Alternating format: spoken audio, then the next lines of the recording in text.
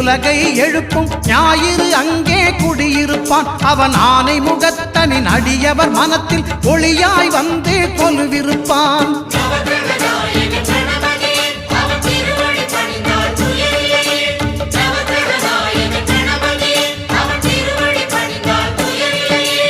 ஒன்பது கோளும் ஒன்றாய் காண அங்கு கற்பகம் என்னும் கடவுளின் மெய்யில்